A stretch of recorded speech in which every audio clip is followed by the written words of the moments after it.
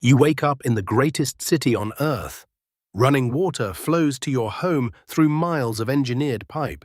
Your floors are heated, your streets are paved, your doctors are the finest in the known world. You are a citizen of Rome at its peak, and you are living in the most advanced civilization humanity has ever built. Now imagine that, slowly, something starts to go wrong. Not with the buildings, not with the armies. With the minds. The brilliant engineers begin making mistakes. The emperors grow erratic, paranoid, cruel. The great families stop having children. And no one, not one person in that entire glittering city, understands why. They taught you that Rome fell to barbarians. It might also be wrong. Here's the story you learned. Rome was strong. Then waves of invaders crossed the borders, sacked the cities, and the empire collapsed under the weight of swords it could no longer hold. A military defeat. A battle lost. Clean, simple, makes sense. But the barbarians weren't the cause. They were the final push against a structure that was already rotting from the inside. Here's what nobody tells you. Rome didn't just fall. Rome was poisoned. Slowly, for centuries. By its own success. Start with the pipes. The Latin word for lead is plumbum. It's where we get the word plumbing.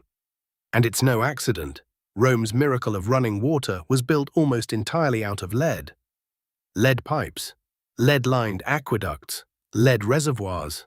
Every glass of water in the city passed through metal that was quietly dissolving into it. Now hold that thought, because it gets worse. The Romans had a sweetener they couldn't get enough of. They called it sapa, a syrup made by boiling down grape juice, and they boiled it in pots made of lead because lead made it taste sweeter. They poured this syrup into their wine, into their food. Their finest recipes called for it by the cupful. They were eating lead on purpose, because it tasted good. And then the cosmetics, the white face powder worn by the wealthy. Lead, the pigments in their paint. Lead, the vessels they cooked in, drank from, stored their food in. So picture the life of a wealthy Roman. They wake up and wash in lead-laced water. They eat breakfast sweetened with lead syrup. They paint their face with lead powder.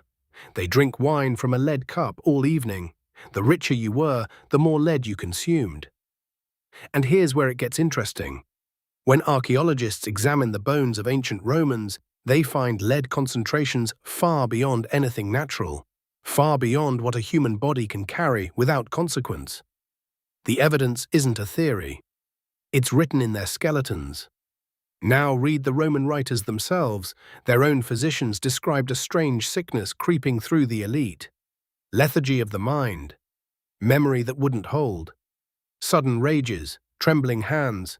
The wealthiest, most powerful people in the empire, the very people who governed it, were the ones falling ill, and the bloodlines were dying. The great patrician families, the ones with the most lead-soaked lifestyles, struggled to produce healthy heirs. Miscarriages, infertility, children who didn't survive. The leadership of Rome was quite literally losing its mind and failing to reproduce, at the exact moment the empire needed clear thinking most. And this isn't only a Roman story. The same shadow appears wherever humans build a convenience faster than they understand it. Mercury in the hatmakers of the 1800s who went mad at their workbenches. Radium painted onto watch dials by women who licked their brushes to a point. Every time, the same shape, a marvel of progress that turns out to be slowly killing the people who use it most. Rome was just the first empire to do it at scale. So why lead? Why does this one metal do this? Here's the cruel part. Your body has no way to tell lead apart from something it desperately needs. Calcium. Lead and calcium are close enough in the body's eyes that it waves the lead right through, into the blood, into the bones, where it sits for decades. And worst of all, into the brain. Your nervous system runs on calcium. It uses it to send signals, to build the connections between thoughts. When lead takes calcium's place, those signals misfire. The wiring corrupts.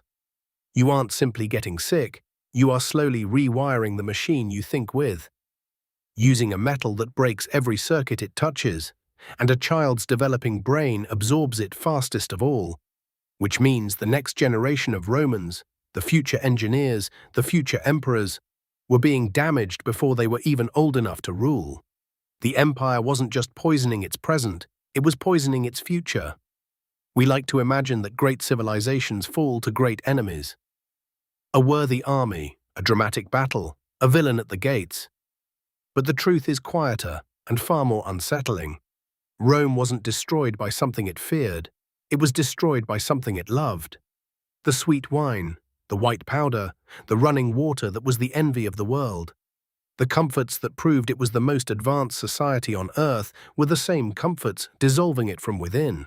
It never saw the enemy because the enemy wasn't at the gates. It was in the cup. And here's the question worth sitting with.